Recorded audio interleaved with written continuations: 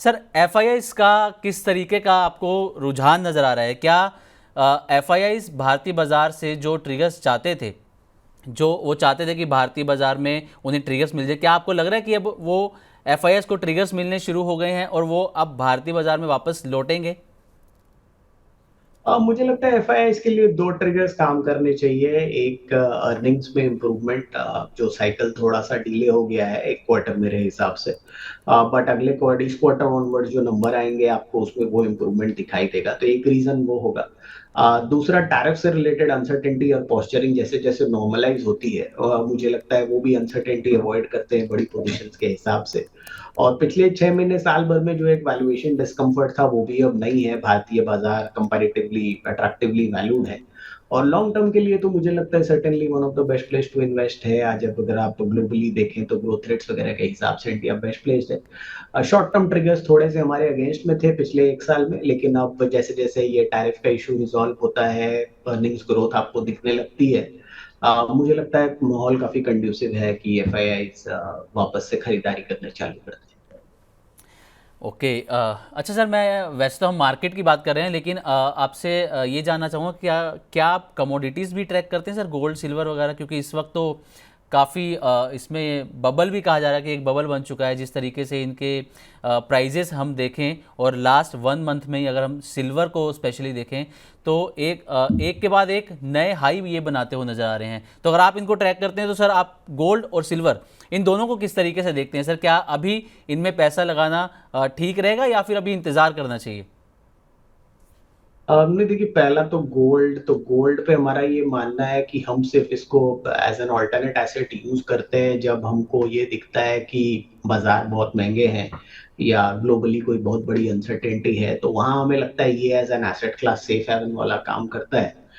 But long term investment के लिहाज से मुझे लगता है ये भाव में जहाँ जिस लेवल पे आपको इक्विटी मार्केट्स वगैरह अवेलेबल है वहां पे बहुत ज्यादा गोल्ड में स्विच करने का कोई लॉजिक नहीं बनता है। और आपने सही बोला कि जिस टाइप की प्राइस मूवमेंट हुई है वो काफी अग्रेसिव लगती है, लेकिन आज सुबह ही हम लोग देख रहे थे कि एक पीरियड था 38 साल का जहां गोल्ड ने खास कुछ नहीं किया।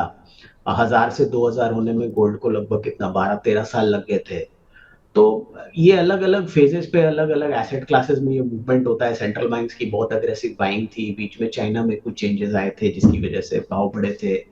और अभी भी अनसर्टेनिटी बहुत है मेरे हिसाब से ग्लोबल लेवल पे कि जिस टाइप के एलिवेटेड डेट लेवल्स हैं ग्लोबली, कौन सी कंट्री क्या एंड अप करेगी किसी को आइडिया नहीं है।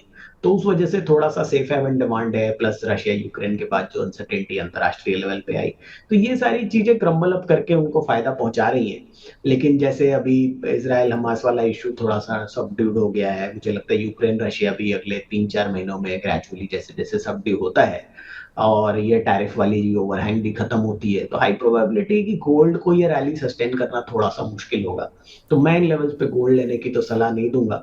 और सिल्वर की थोड़ी बहुत इंडस्ट्रियल यूजेस हैं, बट ये भाव में मुझे नहीं लगता कि इतना आपको अभी चेस करना चाहिए इन दोनों एसेट्स को। ओके, ठीक है। शरद सर, हम बाज़ार पे भी आगे बातचीत करेंगे और हम अपने दर्शकों के भी सवाल लेंगे और उनके जवाब देने की कोशिश करेंगे, लेकिन उससे पहले अभी तक के एक बार गेनर्स और लूज़र्स पर हम नज़र डाल लेते हैं। तो गेनर्स और लूज़र्स में सबसे पहले बात करें तो निफ्टी गेनर्स की। निफ्टी गेनर्स में पहला नाम है हिंडाल्को का, ओएनजीसी, आईसीआईसीआई बैंक और श्रीराम फिनेंस, ये निफ्टी के गेनर्स हैं। निफ्टी लूज़र्स में अभी तक जो देखा जा रहा है वो हैं एचयूएल। इसके कल रिजल्ट आए हैं, रिजल्ट ने ज़्यादा इंप्रेस नहीं किया बाजार को, जिसके चलते इसमें आज थोड़ा सा प्रेशर देखने को मिल रहा है। इसके बाद सिप्ला है, हालांकि सिप्ला ने एक नई डील भी की है जिसके बारे में हम आगे बातचीत भी करेंगे, लेकिन उसके बावजूद इसमें आज थोड़ी सी गिरावट देखने को मिल रही है। इसके बाद है कोटक महिंद्रा और मैक्स हेल्थ केयर, ये है Nifty losers. Mid cap gainers में नैल्को, हिंदुस्तान जिंक, मोतीलाल ओसवाल और कमिंस, इनका नाम शामिल है। मिड कैप लूजर्स में Colgate, max health care, IGL और अपोलो टायर्स, ये कुछ नाम हैं जो मिड कैप लूजर्स में शामिल हैं। स्मॉल कैप गेनर्स की अगर बात की जाए तो क्रेडिट एक्सेस ग्रामीण, ये पहला नाम इसमें रहेगा। अगला नाम है सिग्नेचर ग्लोबल, हिंदुस्तान कॉपर और IEX, ये स्मॉल कैप गेनर है। स्मॉल कैप लूजर पर नजर डालते हैं। स्मॉल कैप लूजर्स में पहला नाम है एस्टर डीएम हेल्थ केयर का, अगला डॉक्टर लाल पैथ लैब्स, डिलीवरी और रामाकृष्णा फोर्जिंग्स। तो ये हैं स्मॉल कैप के कुछ लूजर्स। तो चलिए अब दर्शकों के सवाल जवाब की तरफ बढ़ते हैं, लेकिन अगर आप भी हमसे कोई सवाल पूछना चाहते हैं, आपका मार्केट से रिलेटेड कोई सवाल है, तो आप हमें व्हाट्सएप के जरिए अपना सवाल भेज सकते हैं। हमारा व्हाट्सएप नंबर है 9311121874। इसके अलावा ईमेल ID moneyninquiry@tv9.com, इस पर भी आप अपने सवाल भेज सकते हैं। हाँ, लेकिन अगर आप सवाल भेजेंगे तो उसमें आप अपना सवाल एक तो हमें डिटेल में बताएं, अपना पूरा नाम बताएं, एज बताएं, शहर बताएं, और हाँ, अगर आप बात करना चाहते हैं, लाइव सवाल पूछना चाहते हैं, तो अपना मोबाइल नंबर भी ज़रूर शेयर करें। इसके अलावा आप Money9 के प्राइम मेंबर भी बन सकते हैं। इसके लिए आपको 3 ऑप्शन दिखाई दे रहे हैं। आप इकोनॉमी, स्टैंडर्ड और VIP तीनों में से अपने बजट के अकॉर्डिंग कोई भी प्लान यहाँ पर चुन सकते हैं, और जो जो फैसिलिटीज़ इसमें आपको मिलने वाली हैं वो भी आपको आपकी स्क्रीन पर यहाँ पर नज़र आ रही हैं। तो चलिए अब दर्शकों के लगातार हमारे पास सवाल आ रहे हैं, और एक एक करके इनके सवाल लेना हम शुरू करते हैं। तो पहला सवाल हमारे पास आया है अंकित शिकारा जी का। अंकित शिकारा जी सर ये पूछ रहे हैं कि इनके पास जायसवाल नैको, इसमें ये फ्रेश एंट्री करना चाह रहे हैं, तो कब इसमें फ्रेश एंट्री सर की जा सकती है, किस लेवल पर की जा सकती है? देखिए, प्राइस वाइज तो मैं ज्यादा बात कर नहीं पाऊंगा, जी, क्योंकि मैं टेक्निकल तो उतना ज्यादा देखता नहीं हूँ। ओके तो मेरे हिसाब से ये मैं ना ही एडवाइस करूँ तो बेटर है। ओके, ठीक है सर, हम अगला सवाल लेते हैं। लेकिन सर अगर वैसे अगर आप बात करें तो क्या फंडामेंटली ये आपको अच्छा लग रहा है, कंपनी के वैल्यूएशंस वगैरह, आप अगर इसके बारे में थोड़ा सा बता सकें तो। छोटी कंपनी है, मुझे लगता है कितना 18-19 टाइम के मल्टीपल पे ऑलरेडी चल रही है। जी सेल्स मल्टीपल पे काफी अट्रैक्टिव है, 1.5 टाइम EV टू सेल्स है।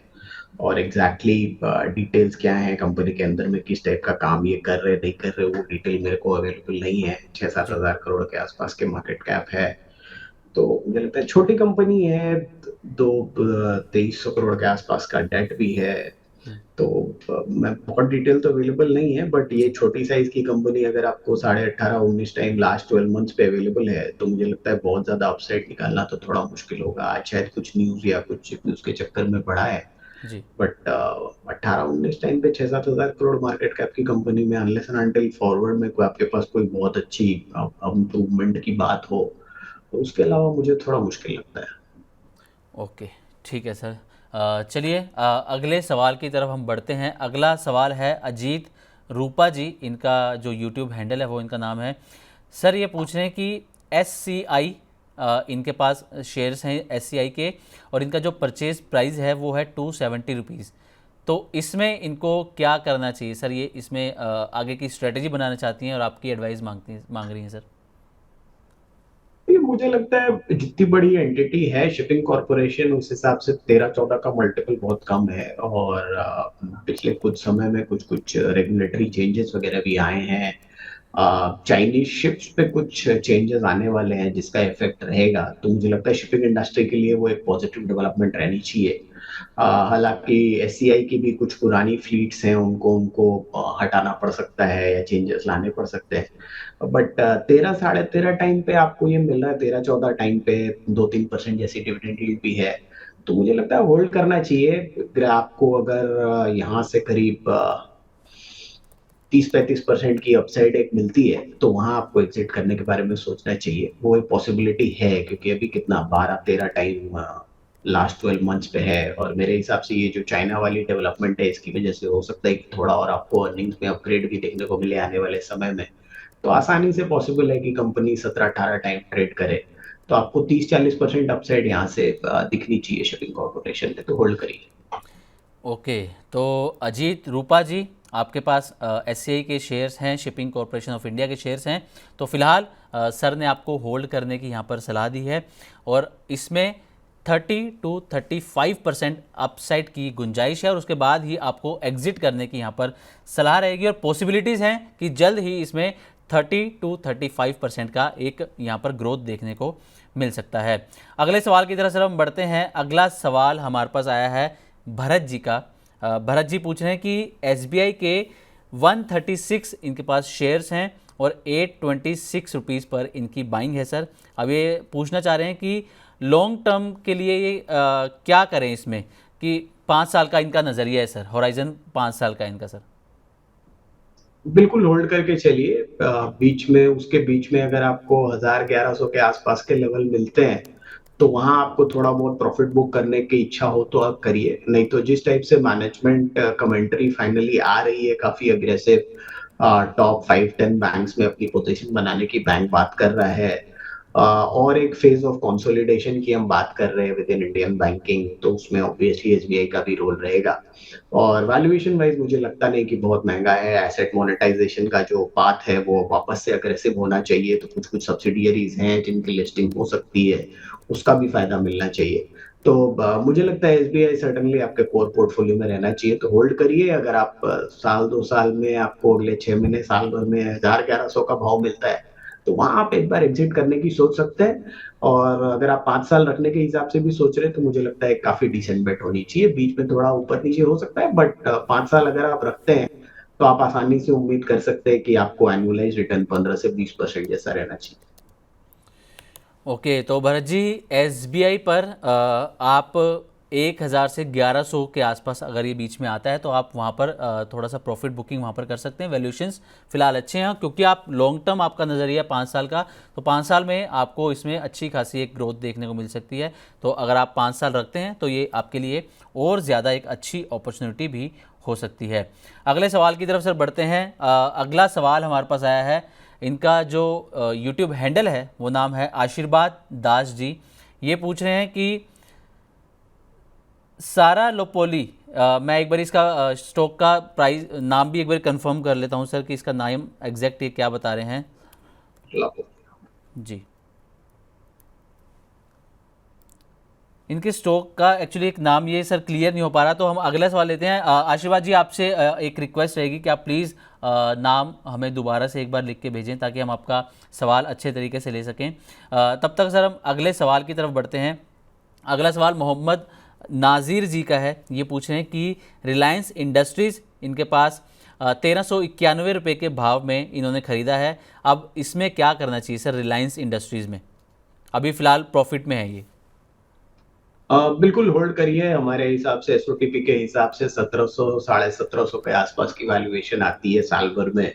और अगर ग्रीन एनर्जी पे जो इनका ध्यान है उसमें ये और कुछ डिटेल्स बताते हैं तो उसका भी फायदा होना चाहिए। इस क्वार्टर के नतीजों में पेटकेम मार्जिन्स वगैरह थोड़े कम थे, वो अंडर परफॉर्म कर रहा था, लेकिन हमें लगता है आने वाले समय में वो भी बेटर इम्प्रूव करेगा। और आपका जियो का जो आईपीओ है वो भी है, प्लस रिटेल में ग्रोथ काफी अच्छी रही इस क्वार्टर भी, और हमारे अनुमान के हिसाब से आने वाले समय में भी ग्रोथ काफी तगड़ी रहनी चाहिए रिटेल में। और इंटीग्रेशन बेनिफिट्स अक्रॉस जियो हॉटस्टार ये वो जैसे जैसे मीडिया बिजनेस में होता है, मुझे लगता है उसका एक बहुत बड़ा फायदा होना चाहिए। जियो को फाइबर टू होम का काफी फायदा होना चाहिए। तो ये सारी चीजें काफी पॉजिटिव हैं, और प्लस जो ग्रीन एनर्जी सीबीएम ये सब जो कंपनी कर रही है उसका जो फायदा है वो एडिशनल है। तो ग्रीन एनर्जी एक बड़ा ड्राइवर हो सकता है आने वाले समय में। हाइड्रोजन से रिलेटेड भी काफी विस्तार कंपनी कर रही है। तो मुझे लगता है रिटेल, टेलीकॉम और ग्रीन एनर्जी ये तीनों काफी बड़े ट्रिगर्स हैं। साल 1.5 साल अगर आप सोच रहे हैं तो मेरे हिसाब से 1700 1750 तक के टारगेट्स। बट लॉन्ग टर्म में जैसा इनका ग्रीन एनर्जी को O2C के लगभग बराबर ले आने की योजना है तो अगले 5 साल ग्रोथ काफी रोबस्ट रहेगी। और सिमिलरली आपका जियो और रिटेल में भी रहनी चाहिए।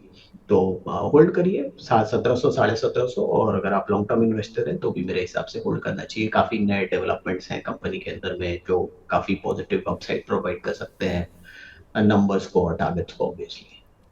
ओके, तो नाज़ीर जी 1700 1750 के टारगेट यहाँ पर सर ने दिए हैं। सर क्या जियो आईपीओ और रिलायंस रिटेल इसके भी आईपीओ आने की चर्चाएं चल रही हैं, तो क्या दोनों आईपीओ आते हैं तो उसका इम्पैक्ट पड़ता हुआ नज़र आएगा रिलायंस इंडस्ट्रीज़ पर? देखिए सेंटिमेंटल इम्पैक्ट पड़ेगा, क्योंकि आज जब हम एसओटीपी की बात करते हैं तो उसमें तो आप रिलायंस रिटेल और जियो दोनों की वैल्यूएशंस को आप पकड़ ही ले रहे हो मार्केट लिंक्ड के हिसाब से। जियो के लिए एक ट्रिगर है कि उनकी आरपूज अभी भी भारती के कंपैरिजन में काफी कम है, तो वो जैसे जैसे उसको रिकअप करते हैं उसका फायदा होना चाहिए। प्लस हमारा ये मानना है कि फाइबर टू होम वगैरह में काफी इंप्रूवमेंट की स्कोप है, इंडिया में अभी भी पेनिट्रेशन लेवल्स काफी नासेंट हैं, तो वहाँ ग्रोथ काफी आ सकती है। और वहाँ पे जनरली आरपू पर होम भी आपकी ज्यादा होती है, तो मुझे लगता है वो एक स्पेस है जहाँ काफी इंप्रूवमेंट आ सकती है। रिटेल में जिस टाइप का एक्सपेंशन रैशनलाइजेशन कंपनी ने पिछले कुछ समय में किया है, जैसे जैसे वो प्ले आउट करता है, ई कॉमर्स ये वो सब मिला के, तो मुझे लगता है काफी एक यूनिक अपॉर्चुनिटी निकल के आ रही है। अब ये इंटीग्रेट करके उसमें से कितना फायदा क्या उठाते हैं वो आने वाला समय बताएगा। जियो का आईपीओ तो सर्टेनली आपको जल्दी दिख जाना चाहिए, रिटेल का हो सकता है थोड़ा सा समय लगे। जी, ठीक है सर। सर अगला जो हम सवाल ले रहे हैं, जो हम अभी बात भी कर रहे थे आशीर्वाद दास जी का, इनका जो सर स्टॉक जिसके बारे में पूछ रहे हैं सर, उसका नाम है सरला परफॉर्मेंस फाइबर्स। इस पर ये आपका व्यू जानना चाहते हैं सर कि इसमें क्या स्ट्रेटजी रख के चलना चाहिए सर। 11-12 के मल्टीपल पे अवेलेबल है, मुझे लगता नहीं कि बहुत महंगा है स्टॉक, लेकिन बहुत ज्यादा डिटेल्स मुझे इस कंपनी के बारे में पता नहीं होगी। छोटी कंपनी है, 804 करोड़ का मार्केट कैप है, तो मुझे लगता है ठीक है, मतलब 11-12 के मल्टीपल पे बहुत महंगा नहीं है, बट चूंकि मैं बहुत ज्यादा डिटेल में कंपनी के बारे में नहीं जानता तो मेरा कमेंट करना थोड़ा सा मुश्किल है। ओके, ठीक है सर। अच्छा सर, एक अभी की खबर है फेडरल बैंक को लेकर कि फेडरल बैंक ने अपनी करीब करीब जो 10% स्टेक है वो एक ब्लैकस्टोन की एक जो सहायक कंपनी है उसको बेचा है, और 6,196 करोड़ रुपए के आसपास की ये डील हुई है। तो सर फेडरल बैंक इसमें अगर कोई फ्रेश एंट्री करना चाहे तो क्या इस लेवल से फ्रेश एंट्री की जा सकती है, और जिनके पास ये स्टॉक्स हैं उनको क्या नज़रिया लेकर चलना चाहिए सर। नहीं, मेरे हिसाब से अभी भी होल्ड करना चाहिए। अगर आप फेडरल बैंक को देखें तो 1.5 1.6 के प्राइस टू बुक पे अवेलेबल है ट्रेलिंग पे। और मुझे लगता है जिस टाइप की उनकी गोल्ड लोन बुक है, जो डाइवर्सिफिकेशन है आउट ऑफ साउथ इंडिया, वो सबका फायदा उनको आने वाले समय में लगातार मिलेगा। हमेशा एसेट क्वालिटी कंपैरेटिवली बेटर रही है फेडरल बैंक में, इवन आप pre Covid post Covid era भी अगर कंपेयर करते हैं।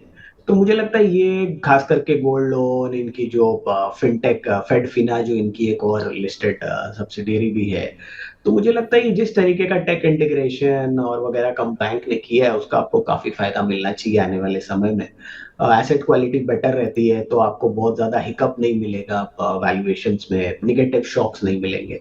तो 1.5 का प्राइस टू बुक हमेशा से फेडरल बैंक पे एक बहस होती है कि फेडरल बैंक को प्राइवेट सेक्टर के आसपास की वैल्यूएशन नहीं मिलती, और अभी प्राइवेट सेक्टर की वैल्यूएशन भी थोड़ी सी कोलैप्स हो गई, तो मुझे लगता है आसानी से आप ये उम्मीद कर सकते हैं कि 15-16% जैसी ग्रोथ तो बैंक रजिस्टर करेगा ही।